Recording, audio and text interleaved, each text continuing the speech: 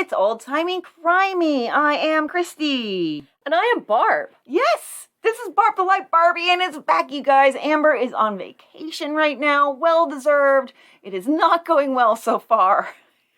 No. Not going well, but hopefully things look up a little bit there. And so, yeah, we are inviting the Light Barbie in onto the show. Little bit of library, little bit of Barb. It's a little bit of the best of the both worlds. And we very much appreciate you joining us for some old-timey crime storytelling.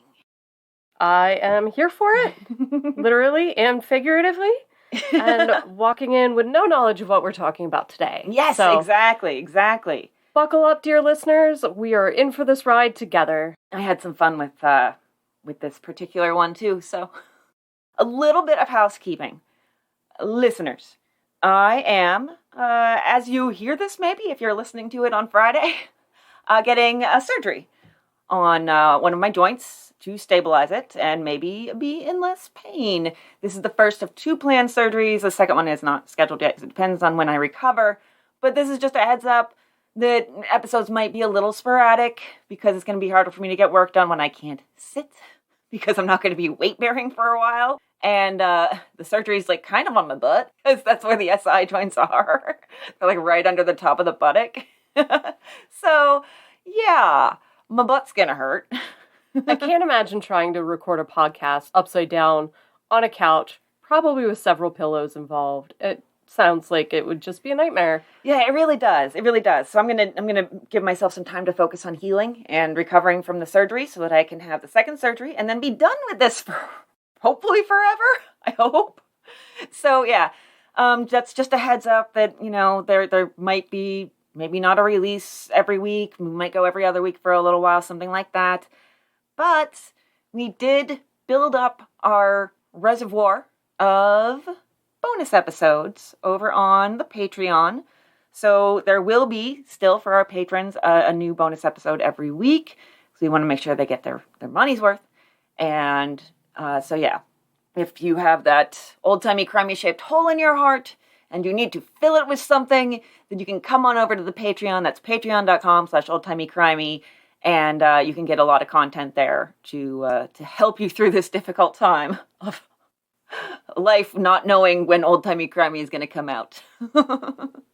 So yeah, that's just send happy thoughts my way if you happen to be listening to this on Friday, especially. But anytime, I would really appreciate it. Just the united force of our wonderful listeners coming together to think, make Christy better. Post some memes in the group. Maybe send some pictures of adorable pets. Adorable pets, yes. Because you're going to need something to be entertained by as well. I think. Absolutely, yeah. So yeah, I really, really appreciate our listeners. I hate leaving you high and dry. It will break my heart if we have 1 week without an episode, but I really need to focus on getting better. So yeah, that's what's going on there. Fun times for Christy. Ooh, everybody, also, while you're thinking of happy thoughts, think happy thoughts for Christopher J. Garcia, friend of the show, who is this weekend going to find out whether he won another Hugo or not. Well, that's wonderful news. Yeah, and his wife, too. So it's a very exciting weekend for them. All right. And you can continue sending us your hometowns, too. We've got a nice little list of them, and we're going through and, it doesn't matter if it's a tiny little village or a big city, we will try and find something there. Even if they're shorter stories, and we can pile those together and do an episode of shorter, murder stories from your towns. But yeah, send that to Facebook, send it to the email, oldtimeycrimey@gmail.com, because we're doing that for the first time this week. We are visiting Springfield, Massachusetts, courtesy of Chris. Yeah, Chris, thanks for the submission. Chris was the very first submission once we put this this call for towns out there for old-timey towny crimey. We're still workshopping it, but I think that's it, yeah. And yeah, Chris sent me about Springfield, gave me a little information about the place, and as is the case for many people, there are crimes in your town's history that are lost to history sometimes, that nobody really remembers. I found one. Almost immediately, I started looking, and the thing was, it was more difficult than I expected because Springfield's newspapers are not on newspapers.com. Oh no, that's a hiccup in our research path. Exactly. Not a single one of them. So I just searched around Boston, figuring Boston would cover Springfield. And sure enough, the Boston Globe came up and delivered. So I'm going to be telling you this deep-cut, lost-to-history tale of Bertram Gager Spencer. Oh, that's a name. Yes, it is a name. Let's start with a little bit about Springfield. Sort of set our scene here. It is the birthplace of basketball and Dr. Seuss. Merriam-Webster's first American English dictionary has been published there since 1831. Okay, that's pretty cool. Isn't that neat? Yeah. And for friend of the show, Joel, the Indian motorcycle was first manufactured in Springfield in 1901. Company was called Hendy Manufacturing at first. George Washington started the U.S. National Armory there, and it's the birthplace of the Springfield rifle. Go figure. The first horseless car in America was made there in 1825. The first mass-produced vulcanized rubber in 1844. The first gasoline-powered car in America in 1893. I don't think we need to question why Springfield calls itself City of Firsts. Yeah, it also sounds like it's so desperately boring that people have nothing to do but sit around and think of things to invent or ways to innovate. You know, it does seem they have some stuff going on there, but maybe not so much in the 1800s. You know? Most places didn't have a lot of stuff going on in the 1800s. Yeah, really. You had your cup and your ball, and that was really, it for entertainment. You had a stick that you ran along the fence. Yeah, making that ting, ting, ting, ting, ting, ting, ting noise. So, people who were born and lived there. Seems like it really is just one of those places where it just breeds people of note. Johnny Appleseed. John Brown, the famous abolitionist. Milton Bradley. Thornton Burgess, I'm not sure, who wrote Peter Cottontail. Aww. Beloved children's book. John Cena. Swinging around there, giving you whiplash. Peter Cottontail and John Cena. When do you hear those back-to-back in a sentence? Singer Yodelin Slim Clark, which I just had to get in there. Timothy Leary. Kurt Russell and Chloe Savini. I don't know who Chloe Savini is. She's an actress. I know that much. Okay. I think moderately famous. I'm sure I've seen her in something. Springfield finds her noteworthy. Yes, Springfield finds her noteworthy. It just seems like a place where people with talents tend to be.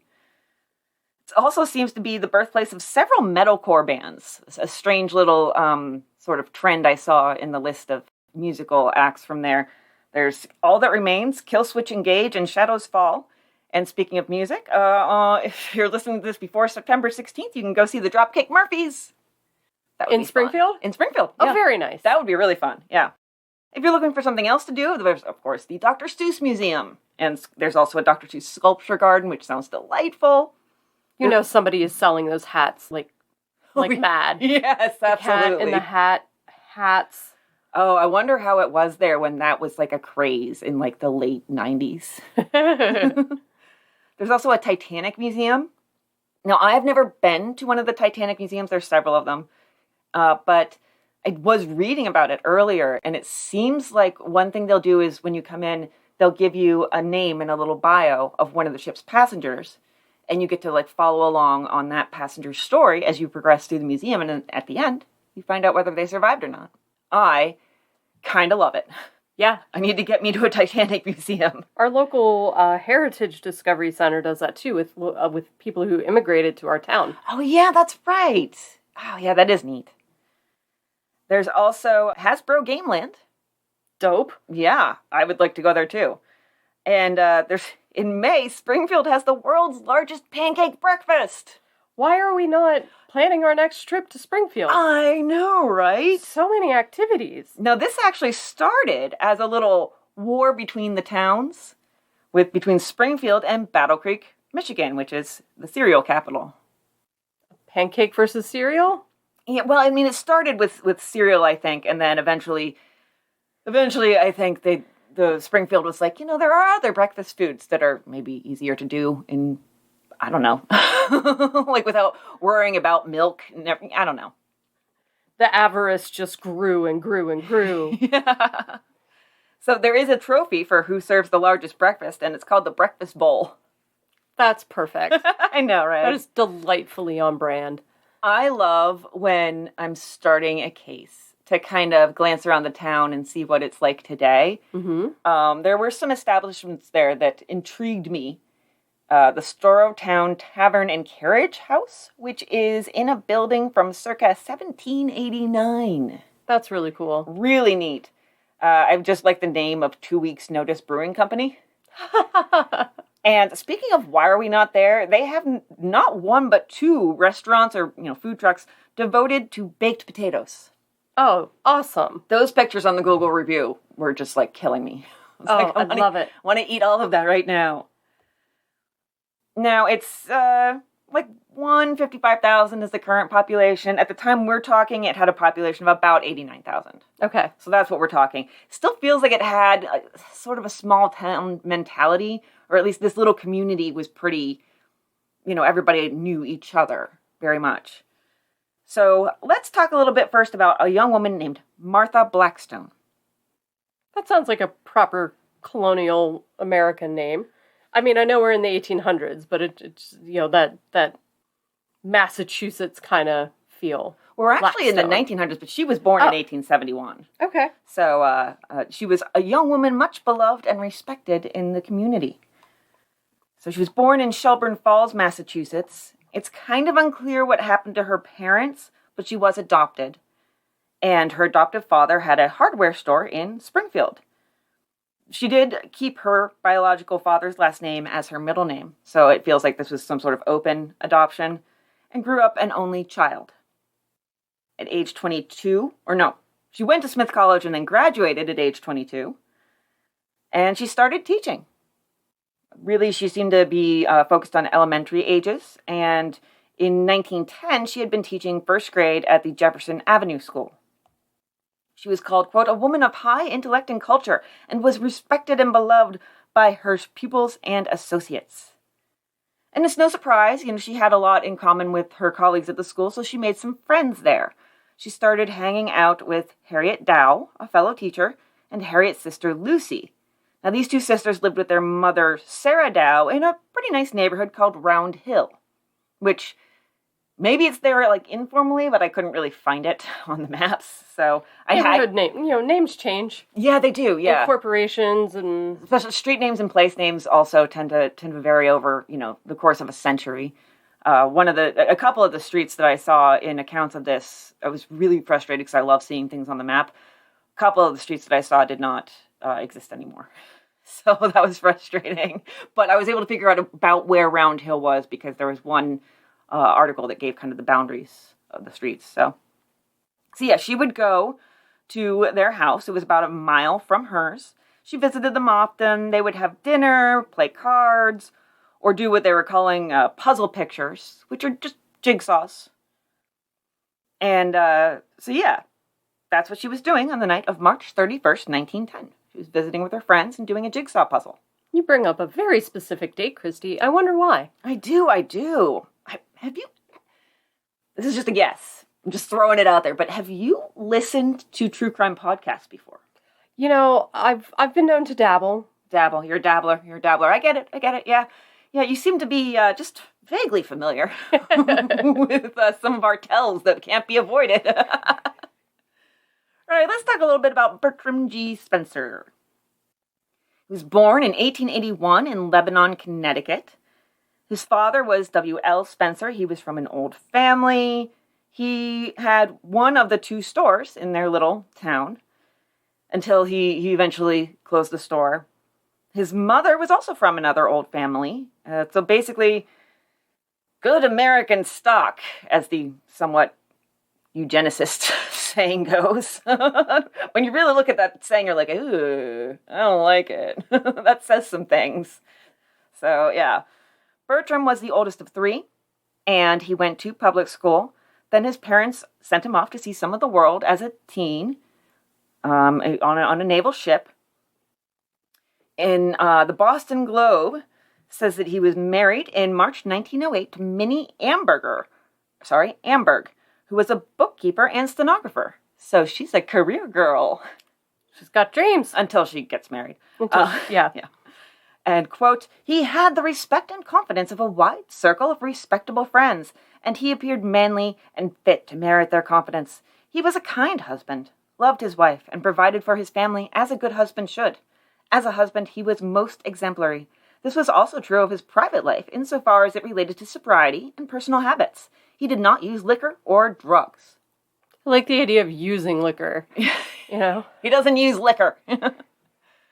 He was also said to be a snappy dresser who wore fine clothes and kept himself in spick and span condition.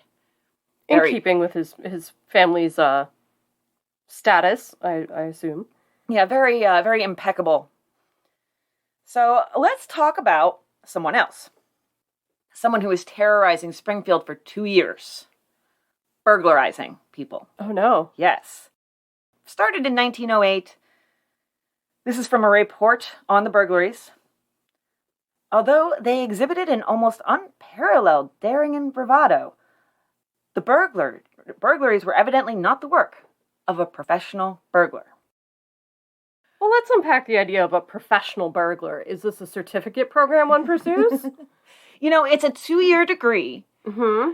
You're gonna really not even want to take electives because the gen ed courses are just so fun. I feel like there's probably a lot of classes. Lockpicking, obviously. I think there's accessories. Yes. There's the accessories class where you learn about masks of various types and their advantages and disadvantages, what shoes are good to wear, stuff like that, gloves, to glove or not to glove. How to fence. How to fence, yeah, and not with a sword. Although maybe. that could be a good elective. So yeah, there is that 2-year program, and then if you choose to, you can get a bachelor's of burglary after 2 years at a university. Yeah, and I know that, Indiana University of PA, their degree is quite prestigious for professional burglars. I don't know why I'm throwing shade on that particular location, except for the fact it is close by. And not the school where I used to work? True. Where Jackson currently works. He is preparing as we speak for his first class tomorrow. So yes, these robberies seem to be pretty much unplanned. The culprit would get this uncontrollable urge to rob a house and then just go out, walk around, and see, what they saw. There was at least one case where it seemed like there was some casing of the joint going on. Casing would be a very important burglary 200 level course, I think. Absolutely, yes, absolutely. This person came to a house begging for food and was refused.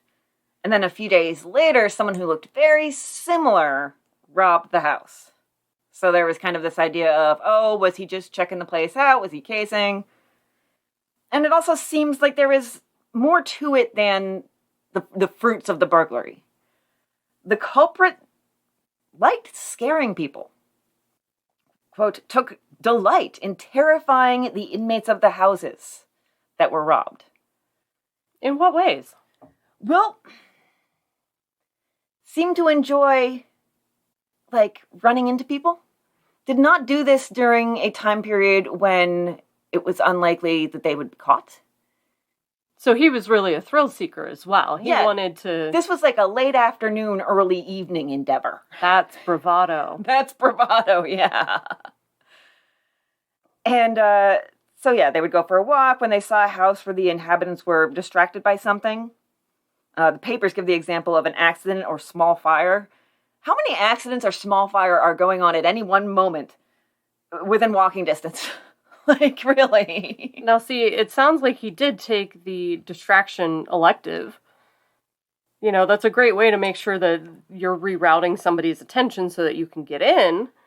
But yeah, I think that's the diversions class. Mm-hmm, yeah. Mm-hmm. Give them the old razzle-dazzle. And once they saw, a good opportunity, off goes any coats. They also wore a derby hat, took that off, hid them. Wore moccasins. Very smart. That's in the accessories class. That's probably one of the first So a softer soled shoe so that they could get around a little more quietly. You're doing this while people are awake. Yeah. You know, if somebody's alone in the house and they start hearing, like, creaking upstairs, they're going to have thoughts.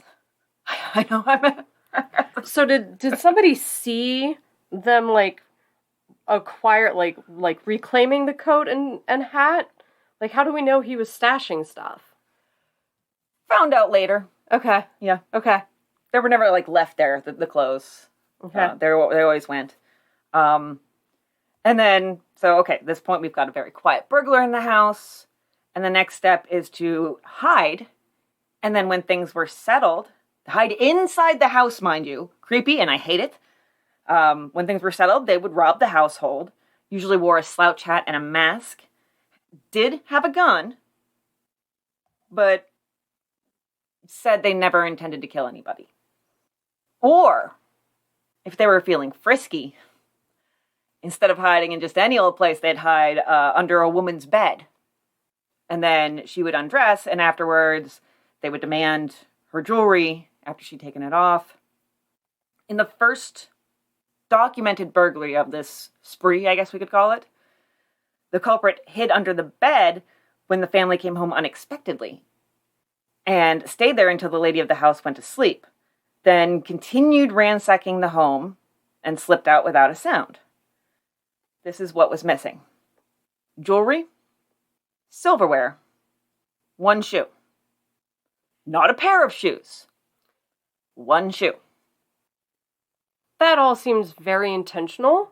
When somebody takes trophies, particularly when they take one trophy instead of both pairs, that's very definitely I want you to notice that this thing is gone. Mm-hmm, mm-hmm. And that's the thing, is that a lot of the things that were stolen tended to be something that might not even be noticed and wasn't really of any value. Not everything that was stolen, but a lot. So this is from the newspaper about both how the burglar interacted with victims and kind of the hallmark of what they took. The actual gain was trifling, and in most instances, the risk taken was out of all proportion to the possibility of gain.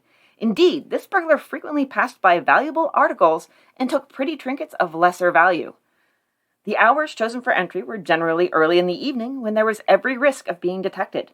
When confronted, as frequently happened, by members of the family being robbed, the burglar seemed quite fearless so long as no noise was made. But a scream or any other loud noise frequently led to a demonstration of violence. Even known to go out of their way while robbing a house to encounter the inmates, and on several occasions had conversations with them. Very ballsy. Very, very ballsy. Very. So then the burglar heads outside, gets their overclothes again, puts the slouch hat and the mask away, walks home. Police did, of course, investigate these burglaries, especially as they started happening more, and it started to seem like there was a definite pattern going on here. For 2 years, they came up with absolutely not a goddamn thing. Nothing at all. But see, that's almost smart of them to do things like pass up high-ticket items that, A, might be harder to find a faster turnaround on, and also might be more easily identified. That is true. That is true. It does feel like a lot of it was kind of just for the hell of it, or satisfying some urge. I don't think there was a lot of thought put into it. No, this seems very impulsive, but also very fantastical. Like, that the burglar probably thought through a lot of these steps as part of his drive to do the burglaries. You know, it's not just about financial gain. He's getting off on the act itself. Exactly. Yeah. And there's definitely a sense of getting off on something here. Oh no, did I foreshadow? No, none of that. It's just definitely that feeling of they're doing this for some reason other than the objects themselves or financial gain. Yeah.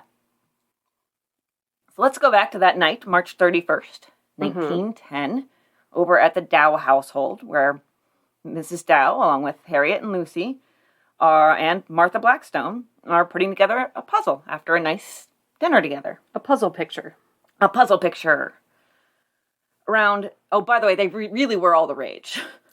I did a little Googling, and there was an article about how whoever has the newest puzzle is like the most popular person around until the next person comes around with a new puzzle. There was some guy who was so obsessed with the puzzles, they didn't have any new ones to do.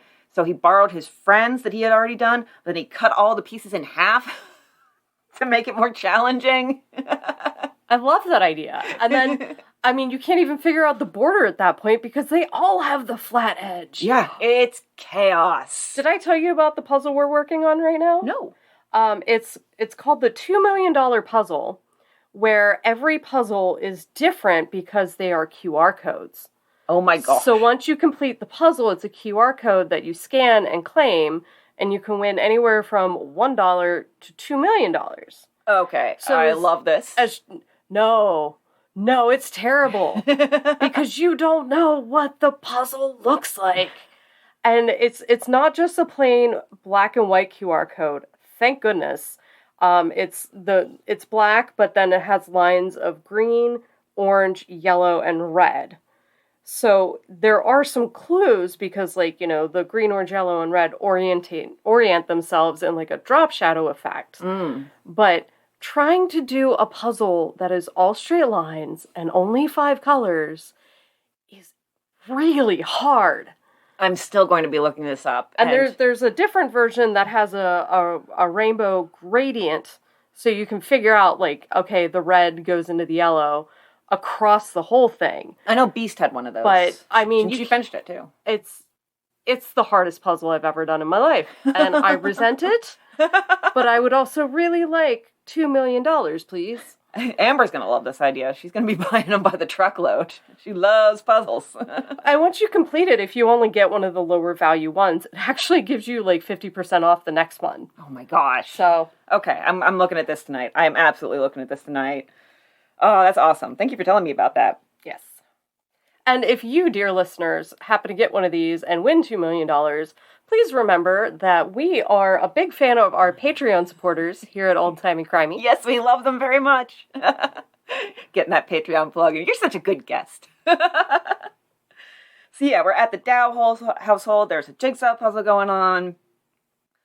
Around 7:30 p.m., a man came up to the back of the house.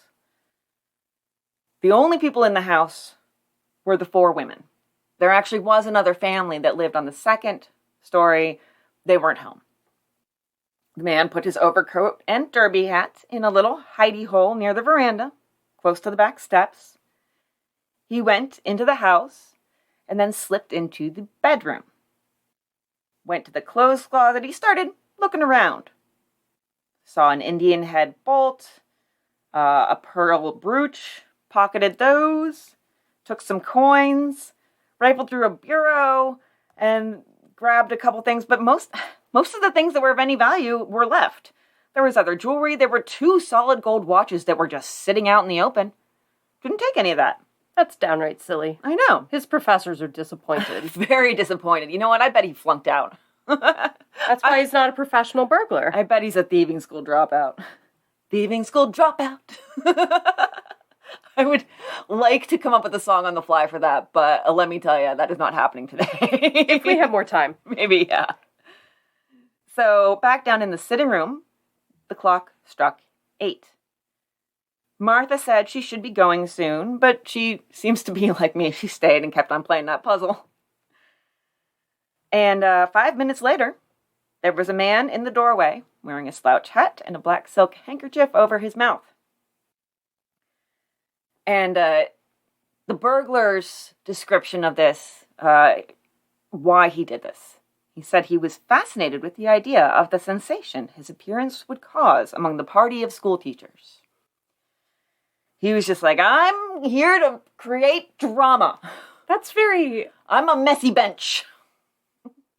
That's very egotistical. Yeah. And also very, like, oh yeah, let's mess with the teachers. Yeah. It's very dickish, in my opinion. It's douchebag behavior. Yeah. It's douchebag behavior where you're like, I'm going to scare the teachers. Like, do you think he had a cool line in mind? Like, I bet I can figure, like, I can't come up with a great joke, you know? But, you know, do you think he wanted to, like, reason, like, hey, or do you think he was going for the shock value, like, but? Shock value. Okay. Absolute shock value. Yeah, this was a boo moment. And then after he booed, he demanded money. Yeah, he just said, give me your money. Mrs. Dow said they had no money. All of a sudden, it hit all the women what was happening. All of them leapt to their feet and screamed. Quote, on hearing the scream, the intruder darted across the room and, taking up his position in the archway between that room and the front parlor, drew his revolver and demanded quiet. Miss Blackstone rushed screaming past him into the front parlor.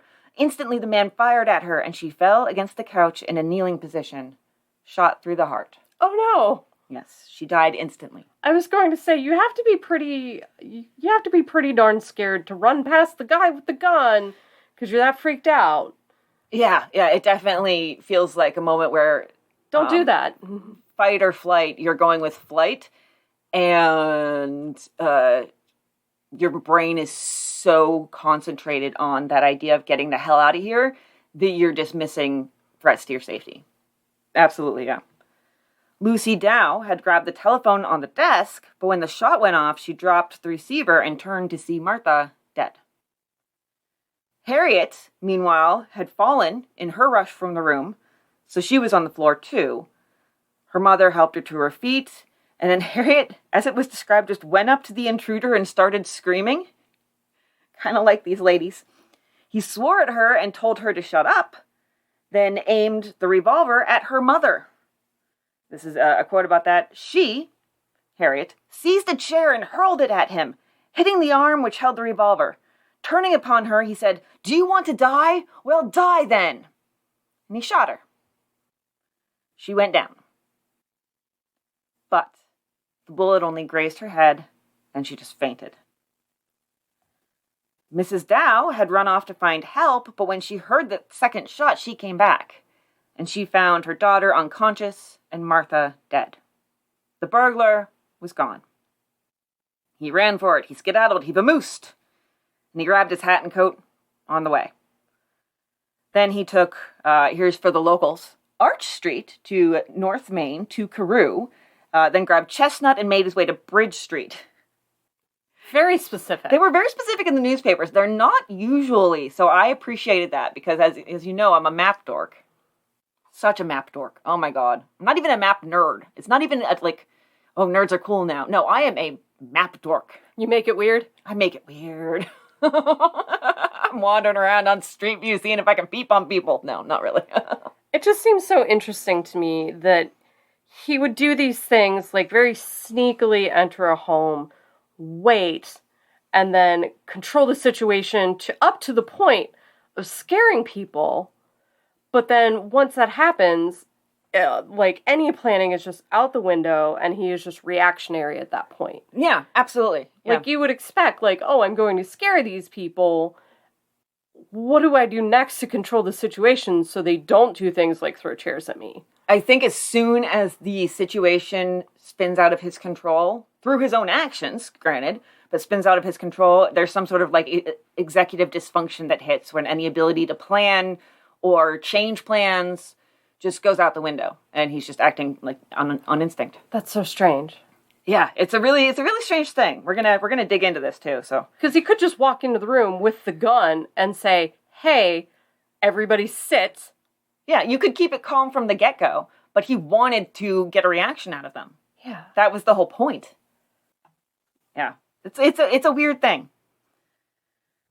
So this walk from the Dow house to his own is about 2.5 miles-ish. It's about a 50-minute walk. It's in West Springfield. Born and raised. Born and raised. Where am I burgling? Nope. At the burgling school is where I spent most of my days. There we go. The police and medical help came to the Dow house. Harriet was taken to the hospital. She had a fractured skull, and she did eventually recover. Hooray! Yes. One little silver lining here. In the aftermath, rewards were offered from various entities locally, and once, I'm going to go with the one source, it said $2,500 altogether. That's $80,000 today. The town also pooled their money and hired some Pinkertons. They did try to find the murderer with bloodhounds. Crowds of people gathered. This was a big deal. These bloodhounds came all the way from Poughkeepsie. Poughkeepsie? These are Poughkeepsie dogs, man.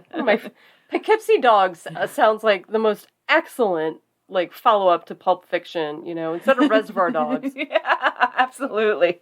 Poughkeepsie dogs. Later, the murderer / burglar would admit that he petted that dog. Those dogs. Just was in the crowd. Gave the dogs a little pet. A little scratch behind the ears, maybe, Those dogs are terrible at their job. Really, really bad. Yeah. They were able to pick up a scent at the scene, and they followed it, but it died at a trolley post, like a place where you would pick up the trolley stop. So people thought the murderer had hopped a trolley. As we know, they were incorrect. They tried this a couple times, and it just always ended at the same place.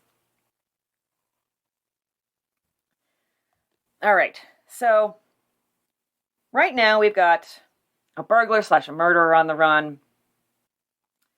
Things are tense in Springfield. They've been tense for a while because there's been this burglar going around. 2 years of burglary at this point. Exactly. So let's rewind to the moment the burglar's fate was sealed.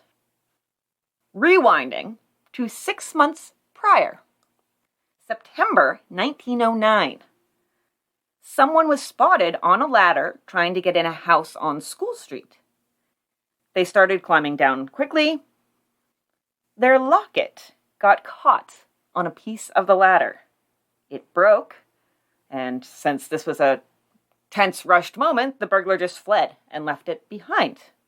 The homeowner tried to catch the burglar, or would-be burglar, wasn't fast enough. But the homeowner's father-in-law was like the family gardener. He loved his garden, loved his flowers. He went out the next day to work in the garden and found a shiny gold locket. This locket had some initials on it. BGS. Bertram Gager Spencer. Snoot. Bertram Gager Spencer. And inside the locket was a picture of his mother and his wife. Oh, that's incriminating. That seals that deal pretty well, but the thing was, not yet. This neighborhood had been hit repeatedly by the burglar, so the victims got together, they chatted, and the locket came out. They checked in directories, telephone lists, poll lists, and the only person in the area who had the initials BGS was Bertram Gager Spencer. He lived, his listed address then was 53 Greenwich Street, which, as we talked about, roads change. It doesn't go to 53. There's no 53 that I can find, so. And he was listed as a brakeman for the Boston and Maine Railroad. And they were just like, well, he has a good job. He lives in a decent neighborhood. Must not be him.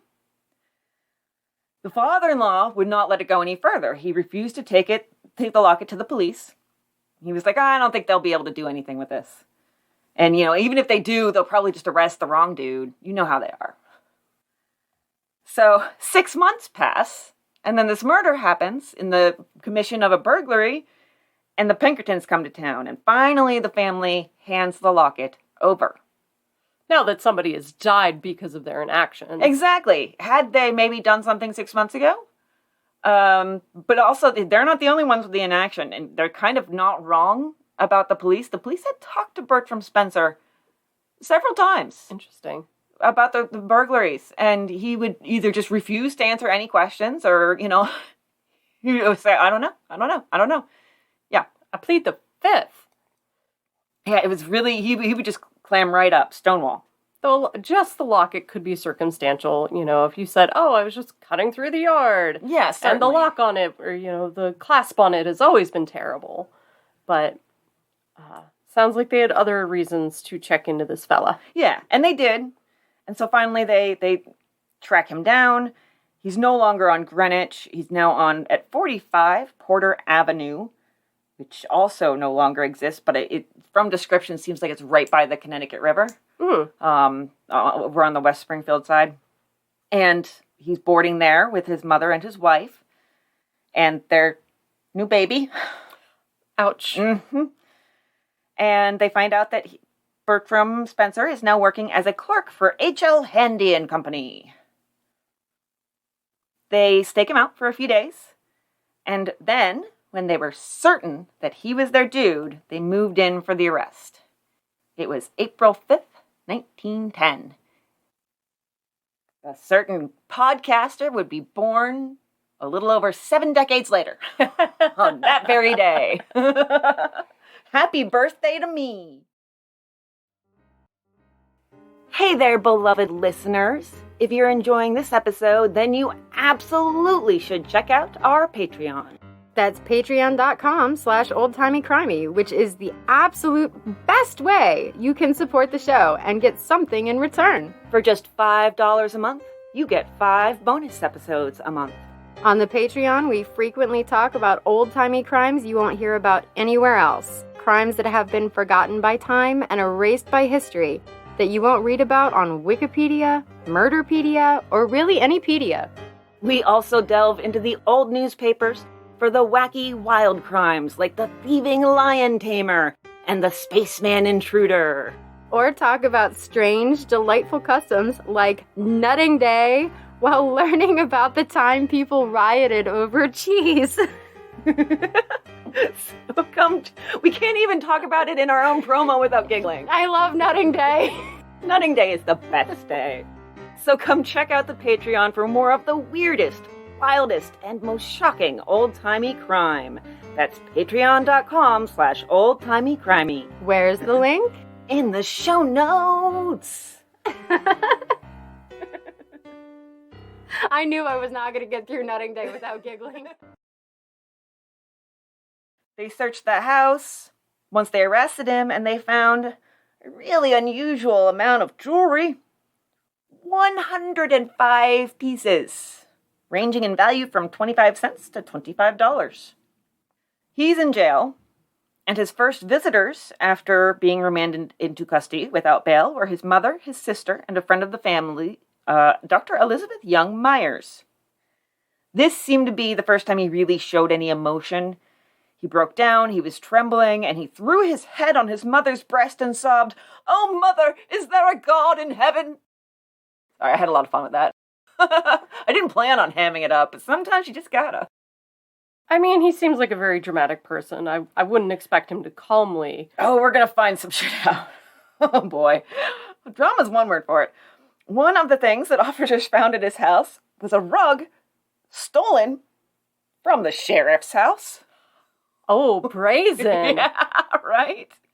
So they have a sort of a call for victims to come and identify him as well as look at the goods and see if their stuff is there. Some stuff they hadn't even noticed was gone. Like the carpet? I guess so, yeah. One was called like an Indian bead belt or something like that. And she was like, my belt! Bertram Spencer gets the 3rd degree from the police. That first day, he was adamant on his innocence. Just denied. But that night, something changed. He was visited by 3 ghosts? You know, you're close. You're close. All right. He said he was in his cell, and a drunken prisoner in the next cell over was going on and on and on. What was the drunken prisoner saying? Oh, that Spencer had killed Martha Blackstone, and that the Dow ladies had identified him as the murderer. Okay, is there anyone out here who doesn't think that this is the police fucking with him? Oh, that'd be awesome. I mean, technically, cops can do that sort of thing. I guess so, yeah. And this is one of the more creative versions of, cops can lie that I've ever seen. It's definitely, I think the thing is that you really risk if somebody is not of a balanced mental state, possibly causing a false confession or causing some sort of psychological damage. Because cops are always very concerned about preventing false confessions and damaging completely innocent people's lives. You know the saying, all cops are beneficial. So that was the best B word I could come up with. I know there's a better one, but I'm not going to find it today. I'll probably find it when I'm listening to this in a couple days. I'll be like, that's the word. So we do love the police when they are honorable and without reproach. Yeah. It's just that there's too few that are that way. Yeah, I just feel like there needs to be. I feel like they're stretched thin in the variety of community tasks that they're expected to do, and maybe if we had other people who are more suited to those tasks, like psychologists, social workers, things like that, then people might get more the help they need and less shot. So those changes are coming, but 1800 years ago, if you saw A, B, C, and D, well, damn if you weren't gonna get a confession. Yeah. They, not even 1800 years ago? I mean, well, how did we get to the year 200, Barb? In the 1900s, yes, the third degree was very much used. It didn't really become a point of controversy or really become outlawed. I mean, we're talking this, violent method of eliciting a confession. Can you explain a little what the third degree really meant? It really meant essentially torturing someone. Extremely long interrogations, no breaks, no drinks, no food. You're hungry, you're tired, they wouldn't let you sleep, so sleep deprivation gets in there. And that's one of the components that helps with brainwashing. Mm-hmm. And violence, beating people up to get a confession is basically the third degree. And it's really interesting, some of the psychological things that police interrogations can do. So they'll put you in a room and make sure that you can see the temperature gauge behind the policeman. And it might be really, really warm in there or really, really cold in there. And you want to be able to control the temperature, but there's that physical barrier of the policeman blocking you from that. And, these are in the procedures. Wow. Letting them see the door and the light switch and the thermostat and not being able to access them. It is mind-blowing what they can do to treat you that you are at their whims.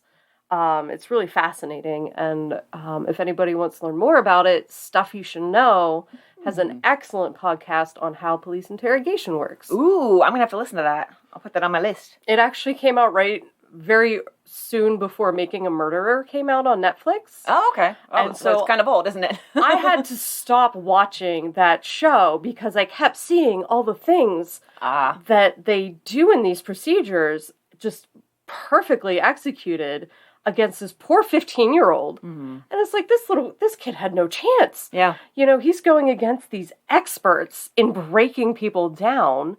He's just a kid. Yeah. So, yeah, it was actually very triggering, and it was I can't do this. Mm-hmm. So, excellent podcast for anybody looking for a recommendation. I'm going to give that a listen.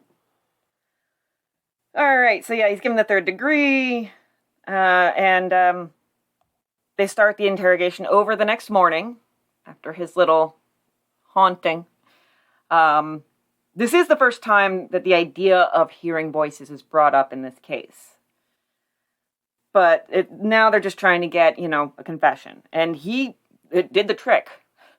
He confesses right off. He tells the police that he's been stealing since he was a little boy. And since then, had stolen something from every place he'd ever been in, all over the country. Then they drill down to the details of the murder, and he tells them all of that. And how afterwards he slept soundly that night. It's oh my gosh. Shit, no. When they asked him if he knew that he had once boarded in the same house as the Dow family, he said, I had no idea. Didn't even recognize him.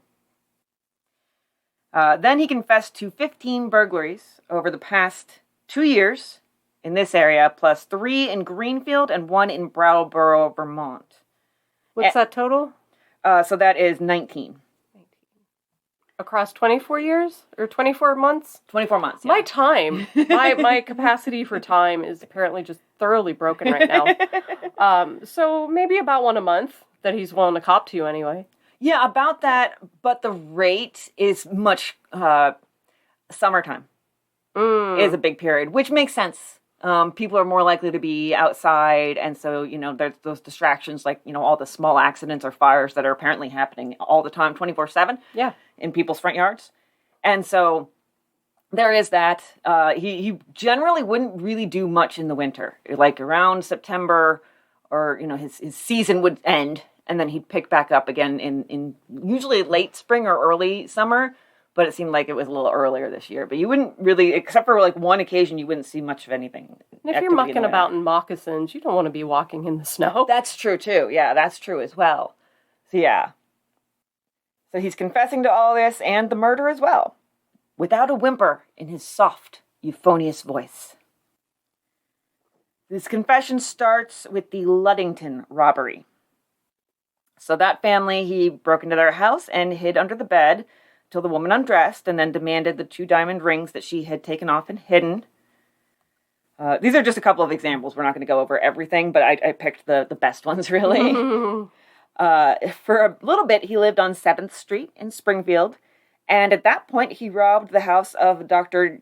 R.P.M. Ames, who was right across the street. So he's literally robbing his neighbors. Stole silver and jewelry. Another time, a woman and her daughter caught him under the mother's bed when she was going to bed.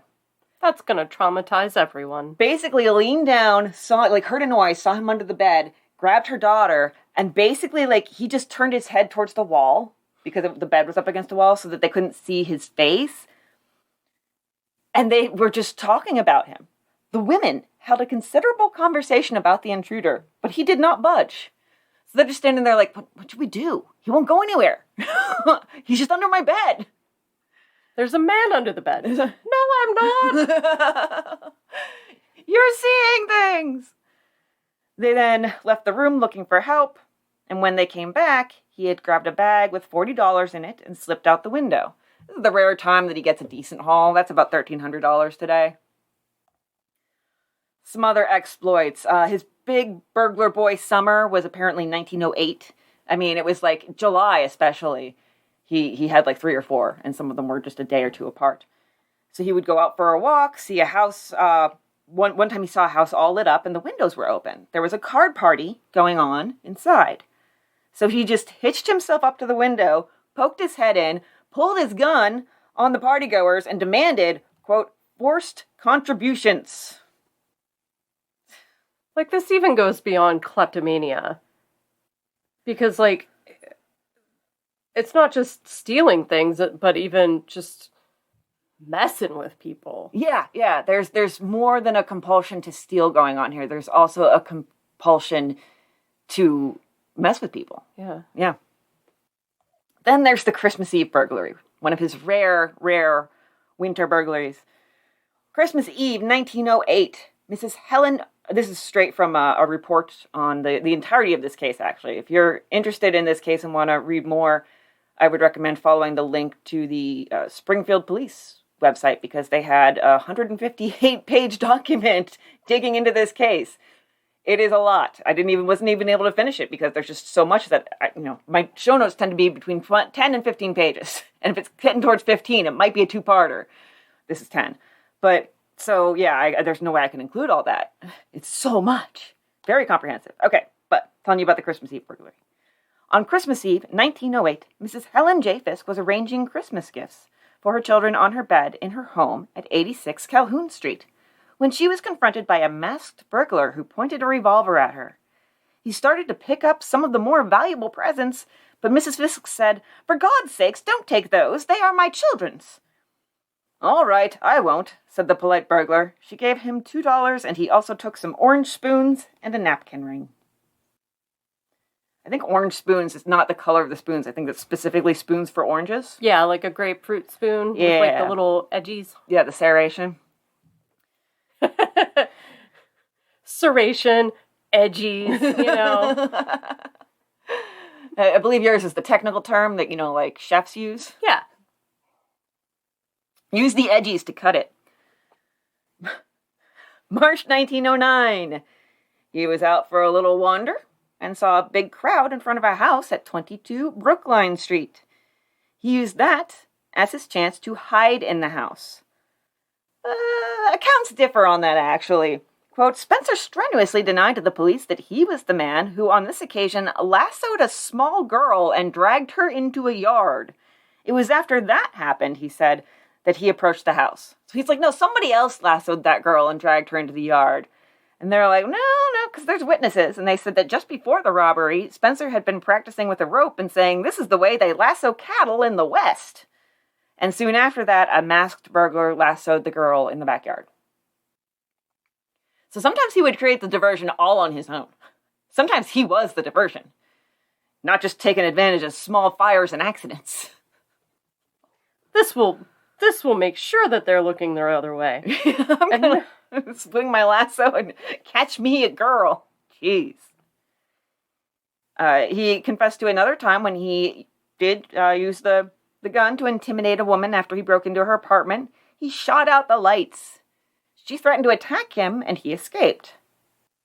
Could have escalated, didn't. Then there was a time on Pearl Street. It was the home of L.J. Power. Spencer came into the house, went up the stairs, and found two maids. He asked them if anyone was home. His demeanor must have been more aggressive than like, hey, is anybody home? Because they cried. And they assured him that everyone was out of the house. So he goes back downstairs, and the owner of the house had just come in. When he gets down there, Spencer confronted the man and robbed him. Then he tried to leave, but was for some reason unable to. He couldn't manage the door or something. It's really weird and slapsticky. So he fled to the second story. Of course, that was where Mr. Power, the owner of the house, had gone to retreat. Spencer forced Mr. Power to come downstairs and let him out. That has to be at least a little embarrassing. Certainly embarrassing. I had this weird thing especially in Germany, but in some of Europe, but especially in Germany, where I could not figure out how the doors worked. I don't know what it was, but I did not get along with the doors, and I felt like a small child because I was like, Jackson, can you open the door? I'm not that bright sometimes. We've all been there where it's just like, you gotta jiggle it while you're lifting and do a quarter turn, and then... Yeah, there's like an art to it. You gotta like get the wrist in there. Yeah. Mm-hmm. And another interesting exploit was the apartment of Miss Ava Tessier on Salem Street. He did his usual dramatic entrance with the gun, but apparently she gave him a fight and struggled so hard that he eventually just bolted. That was his biggest haul, though. He got $60 out of that one. That's pretty big money. It's pretty decent money, yeah. That's about close to $2,000. Other burglaries, little less profitable. He robbed some residents named Mr. and Mrs. H.L. Rippling. They had $2.75 in their possession. And then he came along and it was in his possession. But then he looked at the coins in his hands. One of them was a $2.50 gold piece. When he looked closer, he realized it was a souvenir. I think they called it a pocket piece. He politely handed that back to Mrs. Rippling. And then they all chatted for about half an hour. He discussed his life and his profession, and then climbed back out the window. That has to be surreal. It's got to be absolutely surreal, yeah. That souvenir has taken on an entirely new memory. Yeah. And this is the gold piece that some weirdo who broke into my house almost stole, but then gave back to me. And then we talked about his life, because free therapy, I guess. Lovely man. Yeah. This was not in some accounts, but in other accounts I was able to find it in at least one account, where he set fire to a barn on West Main Street, July 1909. The family was attending to the fire, and the owner's son went into the house to use the phone. While he was on the phone, Spencer came into the house. The young man said, "Oh, are you a fireman?" Spencer said, "No, I'm a burglar." Yeah. Just perfectly casual. Perfectly casual, yeah. Every right to be here, no worries. And just to really hammer home that, he'll just grab anything, one of the items he stole was a chain and a bangle with the Lord's Prayer engraved on it. That feels like stealing rosary beads or something. Like, you just don't do that. I'm not even a religious person, and I still feel like that would be totally jinxy, Like, I'm cursed. There were also some break-ins to a post office, a railroad station, and a store in Williamsville, Vermont. Oh, so he really dabbled. He's a busy, busy boy. Now, we talked about how there's more to it than just greed for jewels, and there's also the lust for adrenaline, but there's one more factor that he brings into it. Now I'm going to give you a more fleshed out biography of Bertram G. Spencer. And this is going to be interesting. He attributes his actions to a hole in the back of his head, which he said his father caused when he was small. Now, he couldn't remember whether the hole was from his father hitting him on the head or if he fell during the course of the punishment. The punishment his father was giving him was for his first theft that we're aware of, when he stole a jackknife from the village store. That's really interesting. Yeah. So there's a head injury there. Yeah, we true crime enthusiasts really like to draw the pretty established line between traumatic brain injuries with impulse and the removal of self-control. Yes, and times two, because there's a second head injury. Oh. Yes, there was a lot of abuse in his childhood. It's not pretty. Bertram's father one day was punishing him for looking at pictures in books. Now you're thinking, was he looking at, naked ladies or something? No, he looked at the books at a church social and he was 3. Really, really unreasonably strict, even for the time. That's too young. Yeah. So his father is punishing him, and Spencer slipped out of his father's hands and fell. On his way down, he hit the back of his head on a stove and got a nice gash at the base of his skull. It's not pretty. And the discipline in this house was really kept with violence, sometimes at gunpoint. His father slept with his revolver under his pillow. Something Spencer emulated. He, too, slept with his wife under his pillow. Nope. The next word was wife. Well, I'm not going to kink shame. He, too, slept with his revolver under his pillow. Did the father, do we know if the father ever used his gun as a punishment with his child? Do you think he ever brandished the gun at Bertram? He shot at Bertram. Oh, see? Yeah. It was more than just a threat. Sometimes he was actually Bertram was running away and he was shooting at him. So there's a pattern of him learning that you use guns to control people who aren't doing what you want. Yes, absolutely. If there is one thing that he learned from his childhood, is that violence, can get you what you want. Although you really wouldn't think he would have learned that, because he really didn't learn from these things. He just always kept on doing the same thing. Because that's not a thing. That's not how that works. Yeah, it's because it's a bad method of parenting. So yeah. Oh boy. So yeah, the gun thing, and then Spencer's mother testified that the father had barely slept for 20 years. He had some paranoia going on, and that seemed to keep him awake. Another fun punishment here. When Spencer was 7, his father tied his hands behind his back, marched him to the woodshed, and you think you know what's coming here, but I assure you did not. He shoved Spencer's head on the chopping block and threatened to cut his head off if he ever did it again. What had he done? He had set some leaves on fire. Okay. I mean, so in a way, we're already seeing, that there is already low impulse and kind of a penchant for pyromaniacy. There's pyromania. Yeah. Why am I even trying big words today? They're your enemy. Edgies. Edgies. Yeah, there's definitely a sense of no impulse control mixed with a penchant for violence. It's all just brewing.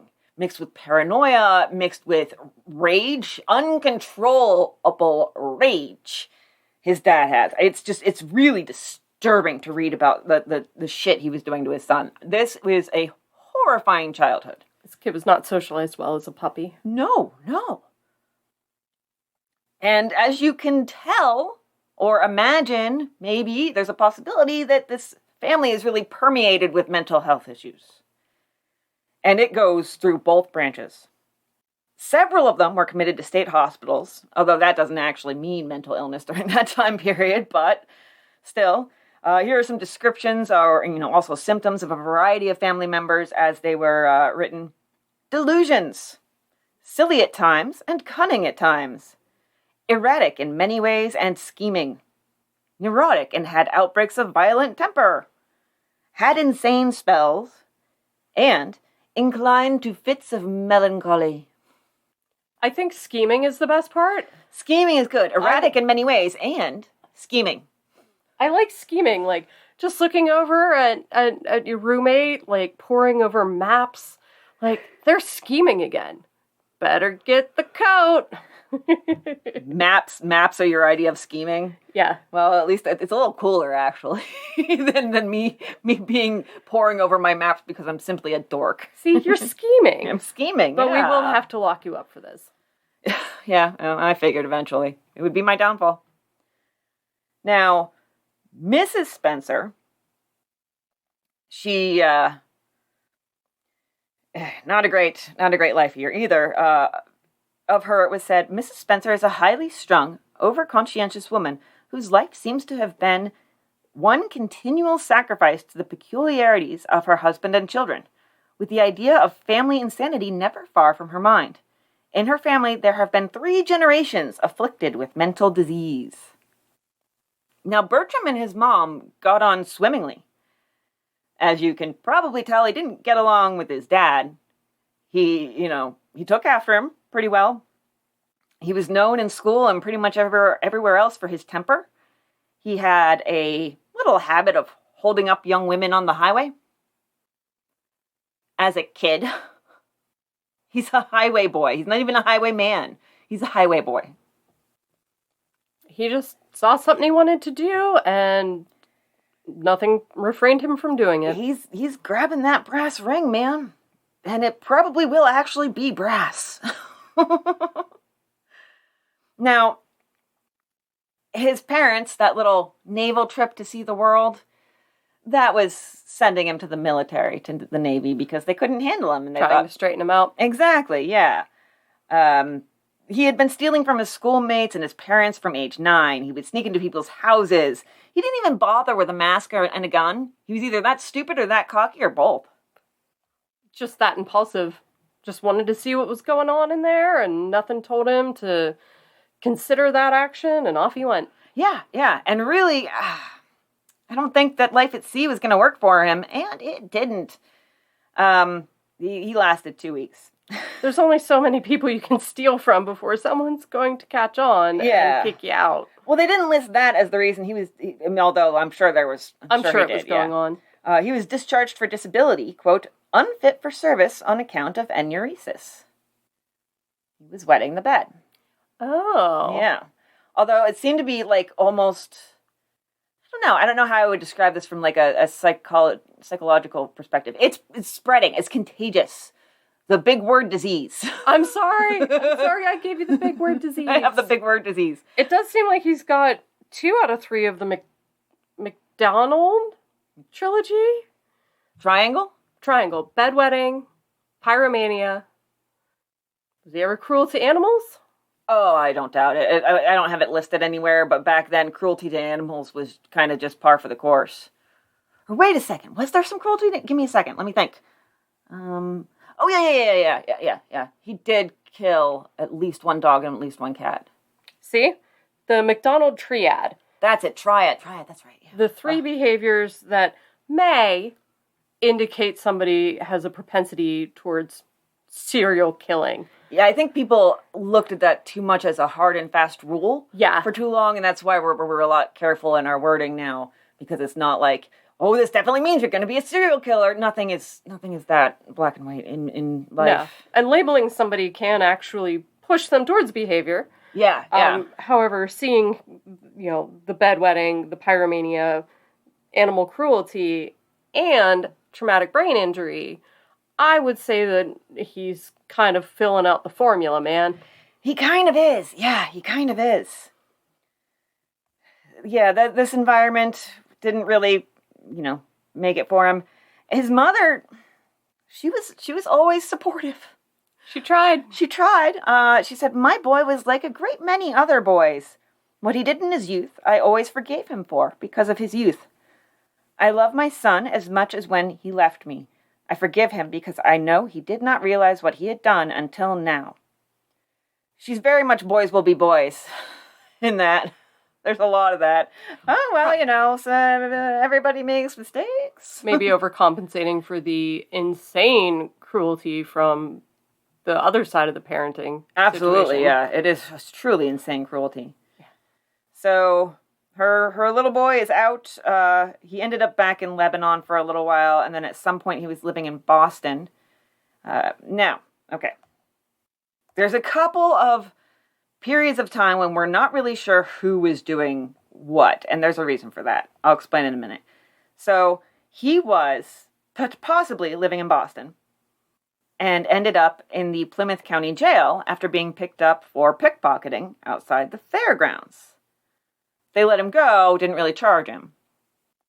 And then there's a possibility that he did some skeleton key robberies with a partner in Providence, Rhode Island.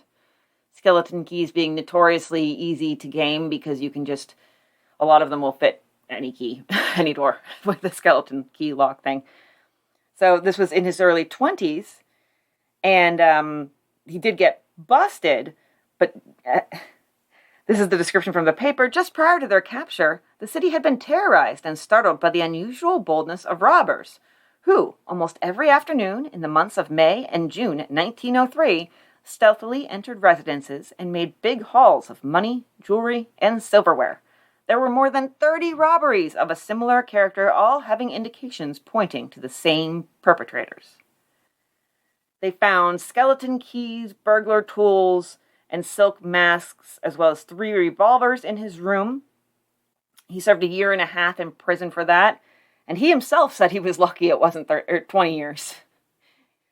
Do we know anything about his partner in those robberies? They were listed somewhere, but the thing is that this may have been his evil twin. Or maybe less evil twin.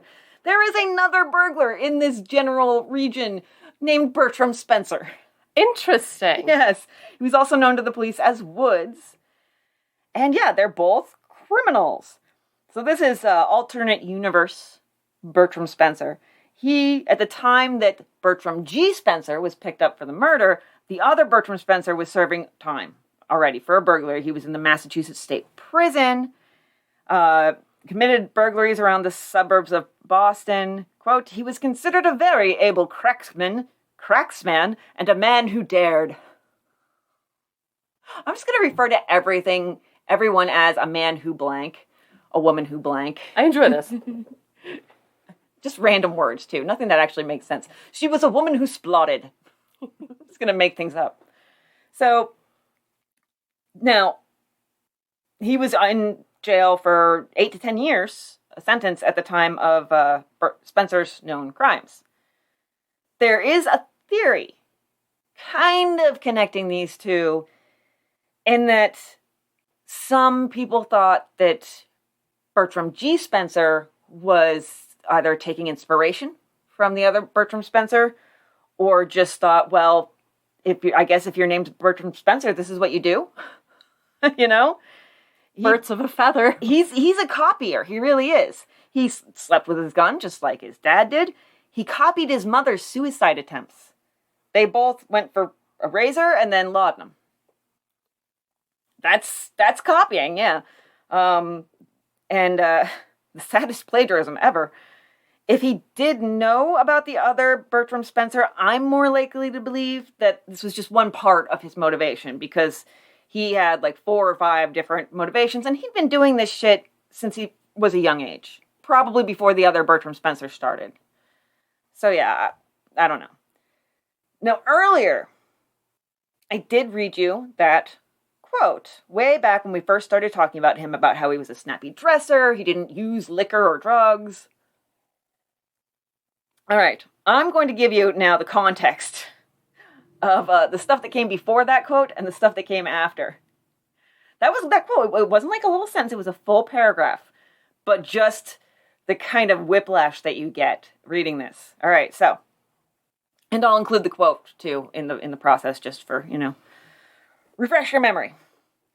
Ordinarily, certain characteristic weaknesses are found in the lives and dispositions of criminals. Some are slaves to drink, others are addicted to drugs, or are brutal. Most criminals are ugly and vicious in appearance. Few of these qualities, however, were manifest in the case of Bertram G. Spencer. Here is the paragraph I read you earlier. He had the respect and confidence of a wide circle of respectable friends, as he appeared manly and fit to merit their confidence. He was a kind husband, loved his wife, and provided for his family as a good husband should. Next paragraph. It was his love of excitement that led him astray. After committing a burglary, Spencer changed his clothes and never ran. He walked away from the scene of a robbery, and his clean appearance and gentlemanly bearing never aroused suspicion. Probably the police patrol passed him many times after his robberies, but he was not observed, as he always had on his street clothes and walked leisurely away. Well, you said even at one point he pet the dogs that were searching for him. He pet the dogs. He would just hang around. He liked... in the crowd. Also, impulsive behavior done by criminals. And he was also one of those, the ego played a part because he liked seeing his exploits written about in the newspapers. And he also considered it a game where he's trying to beat the police, which only lasts so long for most people. Not for everyone, but for most people. So it's just, I loved that whole set of 3 paragraphs was like, criminals are ugly. Bertram G. Spencer was well loved. He just is a cocky asshole. Like that's the theme of each paragraph here. And also how you can take that paragraph, and if you take that out of context, how different everything seems. Yeah, it varies a stark contrast between what people expected of criminals at the time. Mm-hmm. And how they saw Bertram G. Spencer. As long as you had a decent job and lived in a decent house, even, a boarding house, whatever, if you were dressed well enough, nobody would think you were a criminal. Just because you don't need to commit crimes doesn't mean you don't want to commit crimes. Exactly. Criminals, crime is not just for the poors. I mean, I don't want the super huge latte with all the fancy drizzles and glazes and whipped cream, but I sure want it. Yeah, exactly, yeah. Sometimes, if you do what you love, you never work a day in your life. Bertram G. Spencer is our role model in that sense. He was never working when he was busting into people's houses, stealing their random crap and scaring them to death. Also, on the other side, sometimes your work doesn't have to be the only thing in your life. That is true. Bit of a workaholic, this one, especially in the summer times.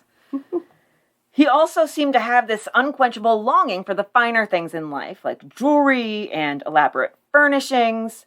He wanted, to furnish a handsome setting for his pretty wife, for whom he seems to have a strong and genuine affection.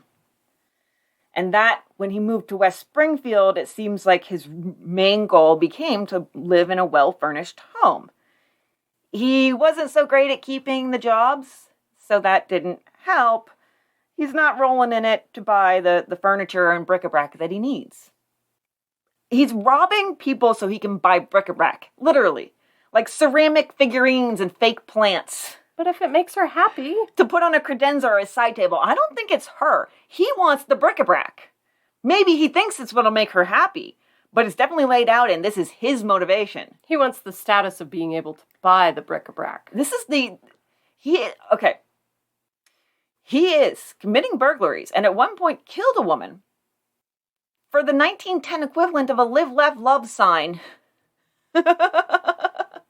Like, really? Seriously? I mean, bric-a-brac was, literally, they advertised it as bric-a-brac in the paper.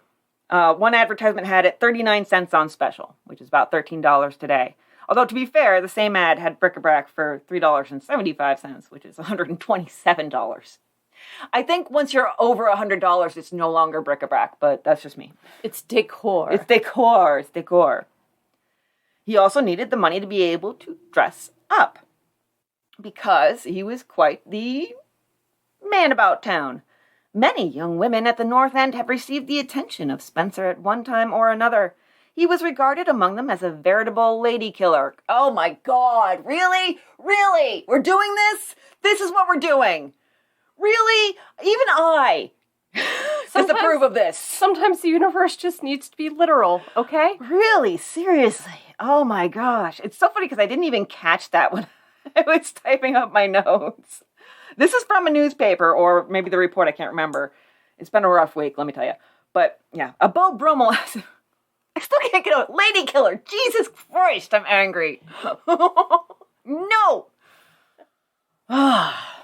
Spencer admits that he was engaged to half a dozen women here at one time, but the engagements were broken. His women friends say that he was a fellow of exemplary personal habits. Well, put that in your Tinder bio. You will be picking up the ladies. With your exemplary habits? I am a man with exemplary personal habits and a man who dares. I'd say I have mediocre habits. Yeah, mine are okay. They're meh. I am not a woman who dares. No, I'm barely a woman who leaves the house anymore.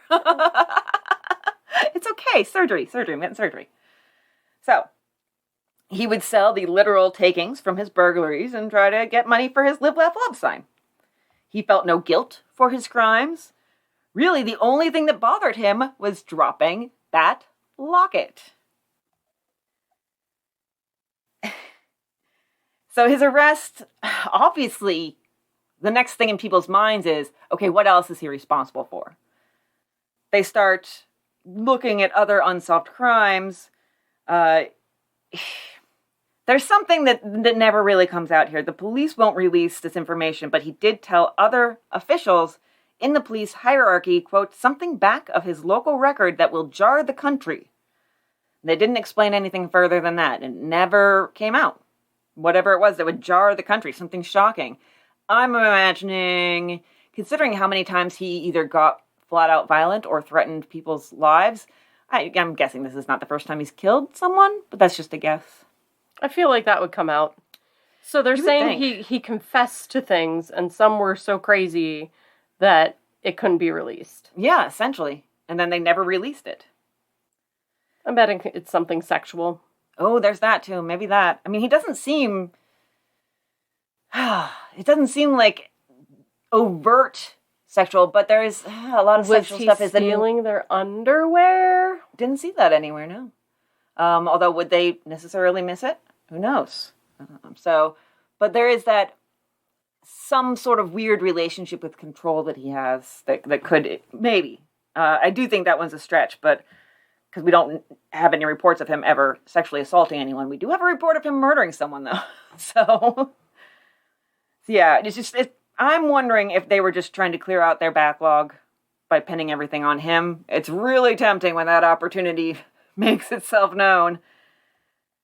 So, at first, he was adjudged to be insane and committed to the state hospital. I mean, there's all the family history, there's his own behavior where he's just been incorrigible since he was a small child, there's the head injuries and the abuse that he suffered. There's a lot of people who could testify that he clearly heard voices because he would constantly be like, did you say something? And they'd be like, I have been silent for 5 minutes. Stuff like that. Times that he confronted people. Like I said, he threatened people's lives. There's a lot there that it's clearly not on balance. But people were not happy about this result. So unhappy that they ousted the district attorney in the next election, which was that year. And so they get a new guy in who had campaigned on the promise that Spencer would have a trial. And so Spencer did. He was declared sane again because words and declarations mean nothing. We can just reverse them anytime we feel like it. Mm-hmm. And then he was brought back to be tried. November 11th, 1911, the trial begins. And he's either putting on a good show or is for real. In court, Spencer's demeanor appeared to support the contention of the defense that he was insane. He raved during the proceedings, sprang up from the dock on several occasions, and called to the jury not to send him to the electric chair. He had to be restrained by force, and several times the court was obliged to take a recess until he had been calmed. At one point towards the end of the trial, they referred to him being in a cage. Wow. Yeah. So he's definitely acting out. Yes. Maybe not acting, but acting out at the very least. Oh, he's acting out at the very least. He would curse at the prosecution's attorney, who was, by the way, the Attorney General of the state. Yeah, that's the guy you want to get mad. Yeah. He accused the prison doctor of trying to poison his coffee, salt, and pepper. This was while said doctor was testifying, of course. I mean, you want to get those accusations right out in the open. He really becomes known as Springfield's Dr. Jekyll and Mr. Hyde. I mean, in these modern times, he would probably have tried representing himself. Oh, absolutely. Oh, he would have been pro se all the way, baby. Pro se all the way. Now, as for, like I said, there's so much testimony, and that gets brought up about his childhood and his actions. And pretty much everyone who's ever known him has a story, or 6, about his behavior. His father-in-law can tell a story about how before Spencer married, he came to the house and said, I'm going to kill you and drag your daughter off and marry her. That's not a cause for alarm. Not at all, no. That is exactly 0 red flags. That's what we say in polite society all the time. Totally normal behavior. So there's so much that it's actually overwhelming to me how much evidence there is. It's not like one of those cases where they're trying to pull things out of the woodwork. They're like, oh, his great aunt was in an institution for a week. This is in this family. There is so much in this family. So, in closing arguments, really, Spencer's attorney puts it pretty interestingly. I like this. He says that Spencer's family's blood is, quote, 3 parts insanity to 1 part eccentricity. Meanwhile, the prosecution's closing ended with a plea to find Spencer guilty on behalf of all womanhood. Don't use us, dude. Not on all womanhood. I just don't like it when people speak for us, especially if they're not us. Some very specific womanhood that had been victimized. Yeah, absolutely. Some maids, some teachers. Couple nice ladies. Yeah. So the judge gives the jury instructions. This seems to be kind of what everything hinges on here in the instructions, which were this case attracted lawyers from all over. Everybody wanted to see this case in action, especially when you have the Attorney General working for the prosecution, and this is this case really had everybody's attention. So they all come, and everybody had high praise for the judge's instructions to the jury. Said they were very balanced. It was, one of the best instruction deliveries they'd seen. So he tells the jury that murder in the first degree requires the Commonwealth to prove that the killing was done with malice aforethought, deliberately premeditated. But here's the kicker here. If someone enters a house unlawfully and kills another person who is lawfully in the house, malice aforethought does not need to be proven. Interesting. I know. I mean, kind of the forethought is the fact you're entering somebody else's home. It's not like you were walking down the street and you yelled, boo, and you shot him. But you've already committed a malicious event by entering that home with a weapon. And in a lot of places, committing a murder in progress of committing a felony, if you are robbing a bank and you kill somebody, that adds like an extra level to it. Yeah. So, yeah, it's funny because you read that first one and you're like, oh, he didn't have malice aforethought. And then you read about, he did go in the house carrying a gun, knowing he might confront someone because he was stealing from them and, in fact, intentionally confronted them. I think he could have slipped out of the door unheard. Yeah. It wasn't like they ran into him in the hall. Yeah. Or he couldn't get out of the house or whatever. He did this because he gets off. Yeah. He likes scaring women. And he's even people kind in of general, but also proven that women. He's kind of proven that he can be quite the gentleman burglar and have a lovely conversation and return some of the items that had sentimental value. So the fact that some things went that way versus this one, first of all, he killed the woman, and then when somebody else was trying to get away, he then chose to shoot them. Yeah. So it wasn't like he didn't have several opportunities to stop himself from being in that situation. Yes, absolutely. Even if the burglary was spur of the moment, the second he went into that house, somebody getting killed was a possibility. Yeah. So, yeah. Excellent call, Judge. Yeah, that was pretty good, instructioning. Yeah. So, instructing is a word, and I just went right past it. I've broken our words today. I apologize. Thank you. It's okay. It's all right. It happens sometimes. The words, they just crash onto the ground. They shatter. We sweep them up with a broom. We move on with our lives. It's okay. So, yeah. I thought that was really interesting. You would think, considering how much testimony is given and the fact that about his family's mental health and his mental health, you would think, and everybody expected the jury to clinch it on, this is no longer did he do it. We know he did it. The question is, was he insane legally at the time that he did it? Yeah.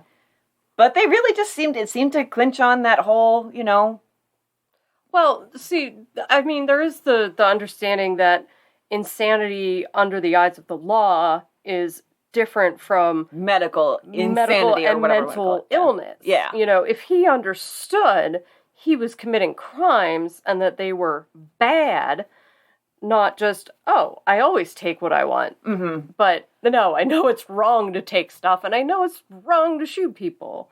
You can be completely bug fuck crazy and still be legally sane. Mm-hmm.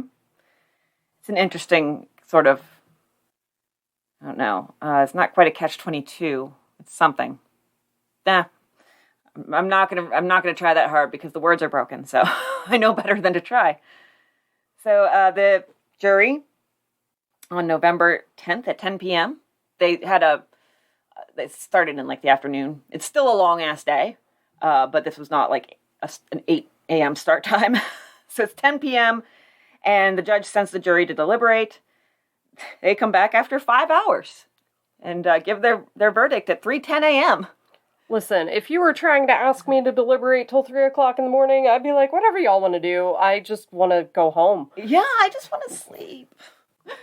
So they came, and you don't want that as the defendant either. No. You don't want them being like, you know what, I'm really tired. Can we just guilty and then call it a day? Sleepy and hard to rationalize. Yeah. I don't want them sleep deprived. That's how I confessed in the first place. It's what a lot of people would say during this time period. So they come back, and it's a guilty verdict. This is a capital offense, and the electric chair is the current method at this period of time. Oh, God, I just said it, didn't I? What? The electric chair is the current method. The current method. Excellent pun. Thank you. Well, it's not great past me. It's no lady killer. Oh, God. He is on death row. He got really into Christian Science. He stated that he was not afraid of the electric chair because as a Christian Scientist, the electric current wouldn't hurt him. I do wonder if that was some sort of misunderstanding, even maybe a willful misunderstanding, because if maybe he was like, well, God will protect me from all and take me into his bosom or whatever, I don't know. That would have to be a very extreme amount of faith to believe that God is going to protect you from an electric chair. Yes, exactly. But understanding that, in that faith, that if you are seeking forgiveness, then you will get into heaven. That's a different story. Yeah, absolutely. He wrote farewell letters to his mother and his wife. He said that he had written his wife every day, but she never responded or even visited him in the death house. She was there for the trial, but it seemed like this relationship was already not great. She kind of took her chance, and she was like, all right, bye. I imagine that finding out that your partner has been stealing and terrifying people for funsies, and then using that to buy bric-a-brac, I'd be kind of butthurt. Yeah, and keep in mind, they even found 105 things in the house that he had not sold, had not disposed of in any way. A lot of people, and he gave some jewelry to her that he would I'm steal. sure of it. Yeah. And so a lot of people were like, how did you not realize this? She's like, I don't know, I thought he just picked something up for cheap. So, yeah. He was always doing that. yeah, he's always picking stuff up for cheap, even free somehow. Also, speaking of his mother, she was very adamant. She wanted people to know that she had absolutely no stolen property in her possession because people all over New England were writing to her claiming that Spencer had burgled their houses. If somebody lost a spoon, they were like, that damn Bertram Spencer. I'm going to write to his mother. It's just, I'm going to write to his mother. You can't just blame Bert for everything, guys. Yeah, right? So his last dinner was scrambled eggs, toast, blueberry pie, and coffee. Kind of nice. That's not bad. That's not bad. Not bad. Pretty homey. It's not anything fancy, but that's okay. Sometimes you want the simple stuff. They bring him to the chair just after midnight on September 18th, 1912. Unexpectedly, he has no scenes. He doesn't make any kerfuffles. There's really no drama here. Not even a sign of any fear or anxiety about what's coming. His last words were, I wish to say to the world and the press that this is not nerve, but the love of God which has sustained me. Good night.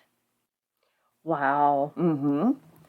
So a quick Googling while we were on this recording shows that the Christian Science theology believes that reality is purely spiritual and basically a construct and an illusion. And so it kind of would make sense that he didn't believe the electricity would harm him. Yeah, actually that tracks. Because reality isn't real. Yeah. So I guess if you are truly believing that you will not be harmed, you're not going to be worried about it. You'll just be like, all right, you guys can pretend to do this, and I'll move on. And you guys can do your little weird thing here, and I'll be up with God, and it's going to be good. Yeah, I won't even feel it, because reality is a construct. Yeah.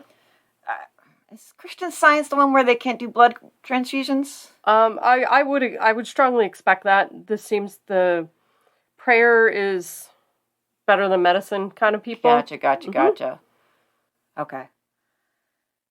So, he's pretty unfazed by all this. He's in the chair at 12:18 a.m. Oh, and thank you for that info. Thank you for giving that context. So it looks like they wouldn't be like, no, you can never seek medical care, but rather prayer is the best care. So if you want to be, weak and go for that other stuff, okay, but or if you feel the need to go for actual medical help, maybe you're just not praying hard enough and you need to be a better Christian Scientist. Yeah. That's lovely. Go seek medical care when you need it. Please do, yes. I don't know how that ended up being the message of this podcast, but it is. Mm-hmm. It's a good message. Spencer seemed pretty unfazed by all this. 12:18 and then declared dead at 12:23. He was the 16th man to die in the chair at Charlestown Prison.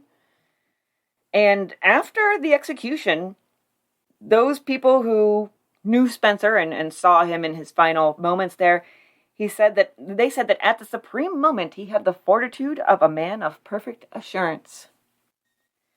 Which kind of fits with his whole just all waltz into a house. Consequences don't really seem to really be a thing for him. Consequences are something that happen to other people. Yeah, that's true. So, all right. That is the story of Bertram G. Spencer in Springfield. Thank you, Chris, for bringing us to Springfield. I would never have found this case. That was a banger. That was an excellent place. Yes, it was. This was a really, really... As soon as I found this case, I was like, oh, I got a good one on the line. I'm tugging my fishing line. It's fighting me, and I'm like, I'm going to get you. Reel it in. It sounds like it was extremely well documented. It really was. Yeah, there's tons in the paper, and then that 158-page... When you find something like that, a document that goes from, analyzes everything and lists all the testimony. Now, the burglaries are listed one by one by one by one with addresses and everything. You don't see that. Yeah.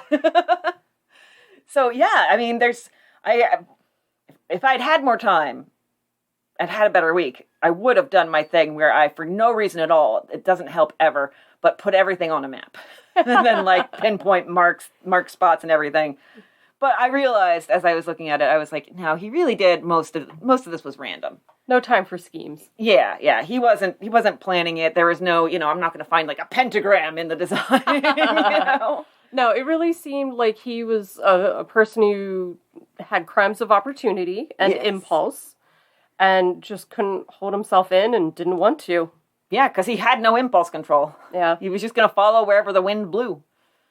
Yeah. All right, would you like a recipe? I would love a recipe. Okay, all right, so it is tomato time. Yes, it is. It is tomato time. Amber, before she left on her vacation, she brought me a whole bunch of tomatoes from her parents' garden because she was leaving and wouldn't be able to eat them. And so it was by happenstance that I found this whole column of tomato recipes. But I have a recipe for walnut stuffed tomatoes. Ooh, I can see that. A little tangy, a little crunchy. All right, let's see. Okay. A little cheesy. Peel the tomatoes. Oh, I wish. Oh. Cheesy could work. Cut a slice from the stem end of each and scoop out part of the pulp. Moisten equal parts of broken English walnut meats and finely chopped celery with mayonnaise. Fill the tomatoes with the mixture and serve on lettuce or surround with watercress. Really needs some Parmesan in there, I think. It needs a salt element.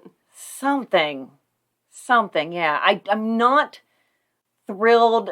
The celery would have to be very finely diced. I mean, very similar to like a Waldorf where you would have the nuts and the celery and apple and grapes, weirdly. It needs a little more. I suspect the body on that would not be ideal. Yeah, it needs something else. It's just missing a little something. So, yeah. I found that because I was looking at a simple seasonal salad. Yeah. I was looking at menus. They would put menus in the newspaper that you could follow, and it would, what stuff that's in season. In the 30s, a lot of it was like, what's on sale? So I love looking at those old menus. I don't know why. Again, I'm a dork. But I saw creamed tomato toast. And I was like, what is happening? I'm intrigued. It was interesting. It was like you sort of make like a roux, and I'm trying to remember what all was included in it. I think I put the recipe in the Discord because Dorian asked for it. So I can actually give it to you in a second because it was just yesterday. But yeah, I was like, okay, now I got to look up creamed tomato toast and find out what the deal is there. We talk a lot in the Discord. Does anybody ever notice that? I mean, it's no avocado toast, but maybe... Okay, so Joe's pictures of cats. Nope, that's the tomato canapé. I want to make that one, actually.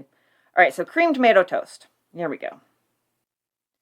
1 1/2 cupful stewed and strained tomato, 1/2 cupful of scalded cream or diluted evaporated milk, 1/4 teaspoonful soda, 3 tablespoons flour, salt, paprika, toast. Put fat in saucepan. When melted, add the flour and seasoning. Brown slightly, but take care not to burn. Add the tomato gradually. The soda is added to the tomato, then the cream. Dip slices of toast in the sauce. Serve as soon as made. After placing on serving dish, a small quantity of cheese may be grated over the top. So it seems like it's a rather like plain sort of sauce. Did you say dip the toast in the sauce? Dip the toast in the sauce. It doesn't seem like we're serving it like smothered in tomato. I would have expected like toast with like the tomato spread atop it, much as one would a jelly or a jam, not a dip. Yeah, I don't know how the presentation is going here. It sounds very proto tomato soup and toast or grilled cheese. Yeah, I can see that. It's not my favorite thing. I'm going to make the tomato canapes. By the way, listeners, if you enjoy the weird old recipes I found, I'm doing a whole thing over on my Twitter. Kbax Writer, Kbax Writer, Writer, is how I'm known over there. And yeah, sporadically I'm going through this cookbook, 500 snacks. and it has some really, really interesting stuff in it. It's a lot of like canapes and appetizers and stuff like that, but it's from like the 50s, and man, they did some interesting stuff. And they'll sneak that gelatin in at the very last second. You get through a whole recipe and you're like, okay, no gelatin. And then the very last line is like, put it in aspic. And you're like, damn it. So yeah, I'm having fun with that. And it's going to be like a long-term project because she has other cookbooks too that I want to go through. Like one of them was like 500 leftovers. Ooh. Like things you can do with leftovers. So it was something like that. I'm going to dig it up. But she was actually, I make fun all the time of the recipes, but she was actually a very accomplished and influential woman, and I should not be such a dick, but I'm just going to keep doing me. We all enjoy things in different ways. Yeah, absolutely. I recognize her awesomeness, and I also recognize that a lot of the food she made would gross me out. Some of it works for me. I have ideas. I'm going to have this was where I came up with the idea of I'm going to have a whole party where it's breakfast-themed canapes. Love this. Because there was one with you roll up scrambled eggs and cheese in bread, in toast. Delicious. Yeah. So this is a whole plan that's going to happen, and I'm slowly adding ones to my list. If I want to make that, I want to make that. Of course, I have to be able to be up and around. So this party is not for a little while, but so yeah, that is Bertram Spencer, and that is stuffed tomatoes, nuts and celery, mayonnaise. And not even some parsley. I know, right? And they put some paprika in there. I could just imagine it when it's plated with just a little. Yeah, there's no frill of parsley on top. Maybe they didn't. Not chopped. Just a little. No, just a little, a couple leaves, little branch. A little sprig. Yeah, sprig. There we go. We found it. We found a word. It's a 5-letter word. Yeah, we managed to find that in all the wreckage of the words around us. So yeah, yeah, okay, so let's, advice from this episode. What advice do we have? Is it really obvious if I say don't wear items that have your initials on them when you do crimes? No, I feel that's a perfectly great one. I feel that's pretty good, yeah. Do crimes without engraved jewelry. Or use somebody else's initials to throw them off the trail. Brilliant. I love it. Mm-hmm. So we tell you both how not to crime and how to crime on this show. That is what makes us special. All right, listeners, wish me luck.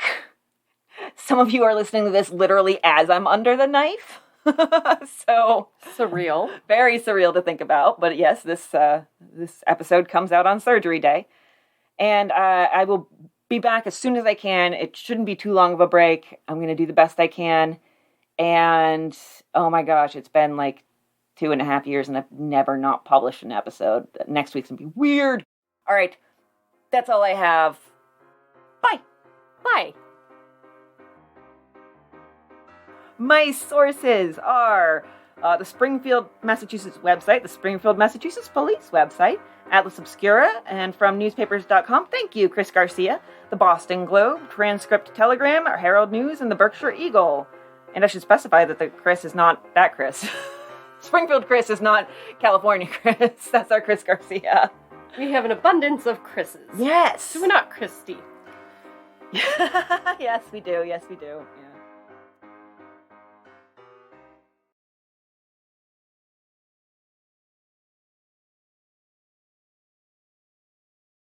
That's all I have.